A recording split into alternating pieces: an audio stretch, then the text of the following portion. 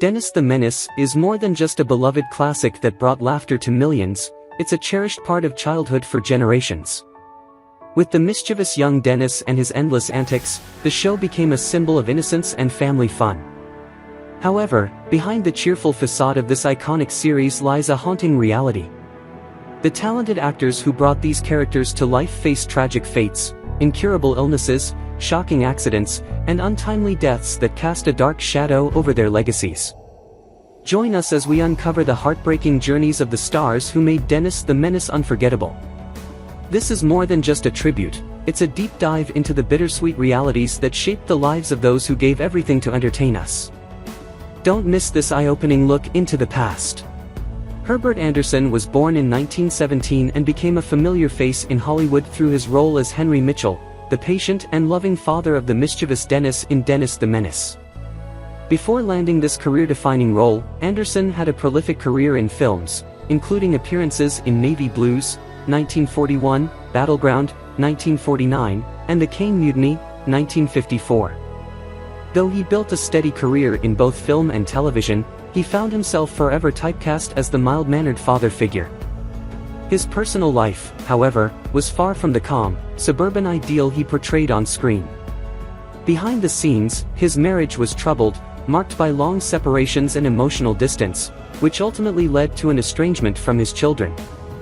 Later in life, he suffered from health complications, battling a stroke that left him struggling with mobility. His final years were spent in relative obscurity, and he passed away in 1994 due to complications from a stroke. Irene Tedrow was born in 1907, a consummate character actress who carved out a lasting career playing stern yet caring motherly figures. On Dennis the Menace, she played Mrs. Elkins, a recurring presence in the neighborhood, bringing both warmth and authority to the series. Tedrow had a long history in radio and television, appearing in classics like The Twilight Zone, Perry Mason, and The Andy Griffith Show. Despite her professional success, her personal life was one of quiet endurance rather than joy. She was married to William Kent and had children, but much of her energy was devoted to her work rather than domestic bliss. Though she was respected in the industry, she never became a household name, a fate that weighed on many character actors of her generation. In her later years, she suffered from declining health, and in 1995, at the age of 87, she passed away due to complications from a stroke. She left behind a body of work that spanned decades, though her passing was largely unnoticed in an industry that had long since moved on. Gloria Henry, born in 1923, charmed audiences as Alice Mitchell, the ever-patient mother to Dennis and devoted wife to Henry in Dennis the Menace. Before becoming a TV matriarch, she had a vibrant career in Hollywood, starring in films such as Racing Luck, 1948, Killer McCoy, 1947, and Miss Grant Takes Richmond, 1949. Despite her success, her Hollywood career never fully blossomed beyond the supportive mother roles that defined her later years. In her personal life, Henry endured heartbreak and challenges. She married architect Craig Elwood, a union that ultimately ended in divorce after years of tension and discontent. The marriage brought 3 children, but Henry often struggled to balance her career with family life. Later in life, she made sporadic appearances on television but largely faded from public view. She passed away in 2021 at the age of 98, just one day after her birthday, leaving behind a legacy of warmth and maternal kindness that contrasted with the disappointments of her personal life. Willard Waterman was born in 1914 and became best known for stepping into the shoes of Harold Peary as the Great Gildersleeve, a role that defined his career but also cast a long shadow over it. On Dennis the Menace, he portrayed Otis Quigley, the friendly neighborhood grocer, a role that showcased his genial charm. Though Waterman had a prolific career in radio, film, and television, he never quite escaped the comparisons to Peary, making it difficult for him to carve out a unique identity in Hollywood. His personal life was stable but unremarkable, lacking the high-profile romances and scandals that often defined his peers. He remained married to his wife, Mary Anna, but his later years were marked by health struggles and a quiet retreat from the industry. In 1995, he passed away from bone marrow disease at the age of 80, a man whose voice had once been instantly recognizable to radio audiences but whose legacy faded with time. Billy Booth was born in 1949, a child actor who found early fame as Tommy Anderson, Dennis Mitchell's best friend in Dennis the Menace. As a young boy, Booth exuded charm and natural comedic timing, making him a beloved character on the show. However, like many child actors, his career did not flourish beyond his early success. After Dennis the Menace, he made a few minor television appearances, including roles in The Twilight Zone and My Three Sons, but soon faded from Hollywood spotlight. The transition from child star to adulthood was unkind to him, and he struggled with finding a new identity outside of acting. Turning to academia, he earned a law degree and became a practicing attorney, a far cry from his days in front of the camera. Despite his professional reinvention, he remained largely disconnected from his past fame. His personal life was private, but reports suggest he struggled with relationships and loneliness in his later years. Tragically, Booth died in 2006 at the age of 57 after battling liver complications, a somber and quiet end for someone once adored by television audiences. Mary Wickes was born in 1910, a woman whose unmistakable voice and towering presence made her one of Hollywood's most reliable character actresses. In Dennis the Menace, she played Miss Esther Cathcart, a stern but memorable presence in the neighborhood. Wickes spent decades playing sharp-tongued, no-nonsense women in films like White Christmas, 1954, and Sister Act, 1992, and she became a staple of television, often typecast as nurses, nuns, or busybodies. Despite her long and prolific career, her personal life was one of solitude. She never married and had no children, living much of her life without the traditional comforts of a family. Though she had a sharp wit and a love for performing, her final years were spent in failing health. In 1995, she suffered a serious hip fracture, and while recovering, she passed away from complications at the age of 85. A woman who had made generations laugh, she ultimately left the world with little fanfare, her legacy carried only by the films she left behind. Joseph Kearns was born in 1907 and became one of Hollywood's most recognizable character actors, though he is best remembered as the grumpy yet lovable George Wilson, Dennis's cranky but secretly affectionate neighbor. Kearns' career began in radio, where he provided the voice of the doorknob in Disney's Alice in Wonderland, 1951, and appeared in popular programs like the Jack Benny program. His transition to television seemed natural, as he possessed a distinct voice and impeccable comedic timing. But behind the scenes, Kearns lived a life of solitude. He never married, had no children, and was intensely private about his personal affairs. His dedication to his craft left little room for romance, and though he was surrounded by colleagues who admired him, his home life remained quiet and lonely. While still actively filming Dennis the Menace, tragedy struck. Kearns suffered a sudden cerebral hemorrhage in 1962 and died at the age of 55. His unexpected passing was a blow to the series, which scrambled to replace him with Gale Gordon as Mr. Wilson's brother. His death left a void not only in the show but also in the hearts of fans who had come to love his curmudgeonly but warm-hearted performance. Elizabeth Harrower was born in 1918, a lesser-known but hard-working actress and writer who found steady work in Hollywood, though rarely in the spotlight. On Dennis the Menace, she played Mrs. Johnson in a handful of episodes, bringing her natural warmth to the screen.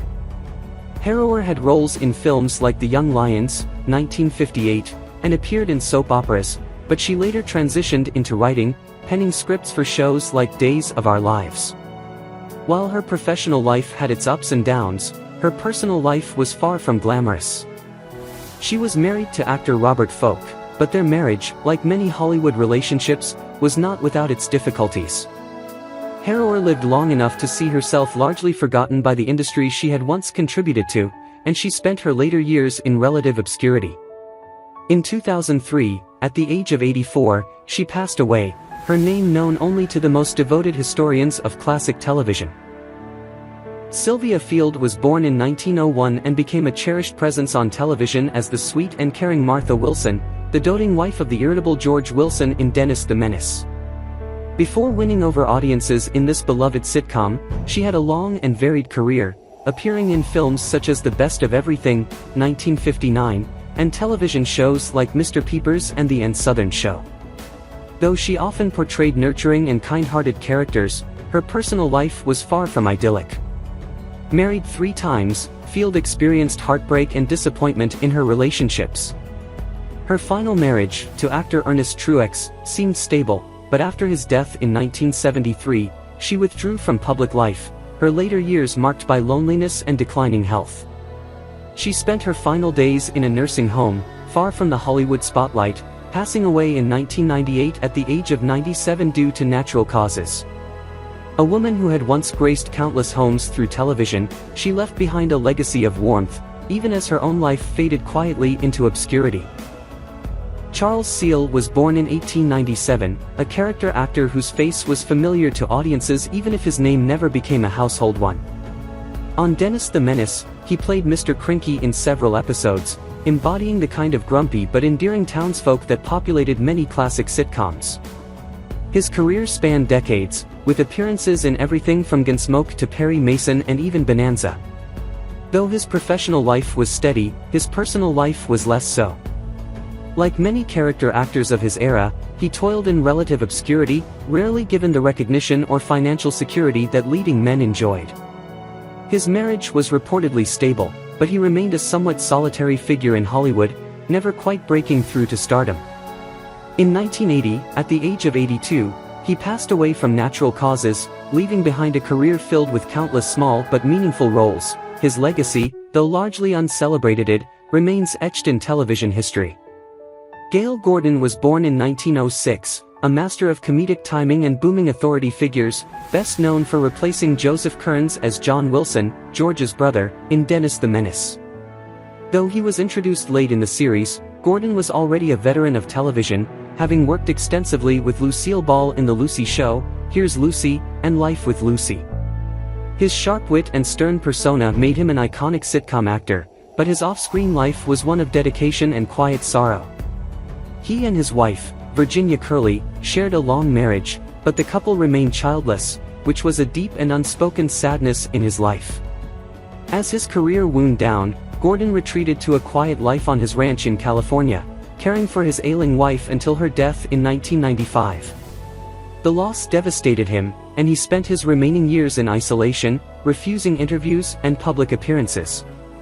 In 1995, just months after losing his wife, he succumbed to lung cancer at the age of 89. A man known for his commanding presence on screen, he ultimately passed away in silence, with only memories of his iconic roles left behind. George Cisar was born in 1912 and became a reliable character actor, often portraying authority figures, including Sergeant Theodore Mooney in Dennis the Menace. Before that, he had played a variety of small but memorable roles in films like Some Like It Hot, 1959, and The Love Bug, 1968, but television was where he found his niche. Though he often played gruff, no-nonsense characters, his personal life was filled with difficulties. Struggling with financial instability, he took on whatever roles he could to make ends meet, and the pressures of maintaining a Hollywood career weighed heavily on him. His relationships were strained, and though he was married, his family life was far from perfect. He spent his later years in relative obscurity, never achieving leading man status despite decades in the industry. In 1979, he passed away at the age of 66 due to heart failure, a quiet end to a career spent playing men of authority in a world where he never quite had control over his own fate. Lillian Culver was born in 1896, a woman whose career in Hollywood was defined by a long list of small but significant roles. She played Mrs. Schooner on Dennis the Menace, another one of the many supporting characters who added charm to the show's suburban setting. Culver often played elderly women, landladies, or neighborhood fixtures in films and television series, appearing in I Love Lucy, The Andy Griffith Show, and Batman, 1966. She was married to Elmer Culver, though little is known about their relationship, perhaps a sign of a quiet life away from the scandals of Hollywood. While she lived a long life, her later years were spent in relative obscurity, her name rarely mentioned outside of classic TV circles. In 1999, she passed away at the age of 103, having outlived nearly all of her Dennis the Menace co-stars. Hers was a life of quiet resilience, one spent in the background of Hollywood but never forgotten by those who appreciated the character actors who made television's golden age what it was. Sara Seegar was born in 1914 and became a familiar face in television, though her most recognizable role was as Eloise Wilson, the wife of John Wilson in Dennis the Menace. She had a long and steady career, appearing in films such as The Music Man, 1962, and making guest appearances on shows like The Twilight Zone and Bewitched. Despite her success in Hollywood, Seegar's personal life was marked by both love and sorrow. She was married to actor Ezra Stone, best known for his work in radio, and together they built a seemingly strong relationship. However, behind the scenes, Seegar often struggled with being in the shadow of her husband's career. Their life together, though lasting until her death, was not without hardship. In her later years, health problems plagued her, and she withdrew from public life. She passed away in 1990 at the age of 76 due to a cerebral hemorrhage, leaving behind a career filled with memorable roles but a life that, like many actresses of her time, was often overshadowed by the men around her. Jay North was born in 1951, a child star who captured America's heart as the mischievous yet lovable Dennis Mitchell in Dennis the Menace. With his blonde hair and freckled face, he became an icon of 1960s television, embodying the all-American boy who constantly found himself in trouble but never meant any harm. Behind the scenes, however, North's life was anything but innocent fun. Raised by an overbearing stage mother and subjected to alleged mistreatment by his aunt and uncle, who acted as his guardians on set, he endured a strict and often painful upbringing. Unlike many child actors who seamlessly transitioned into adult roles, North struggled to move beyond the shadow of Dennis. Attempts to reinvent himself in Hollywood were largely unsuccessful, leading to personal frustration and eventual withdrawal from the industry. His later years were marked by a battle with depression, financial instability, and the lingering effects of childhood trauma. Though he eventually found solace in working as a correctional officer and advocating for other former child actors, his life has remained a cautionary tale about the perils of early stardom. Now in his 70s, North continues to reflect on his complicated past, having found some degree of peace but still carrying the weight of his troubled youth. What do you think about the deaths of the actors from Dennis the Menace, and who do you remember the most? Leave your thoughts in the comments below, and don't forget to subscribe to the channel and turn on notifications to catch the latest videos.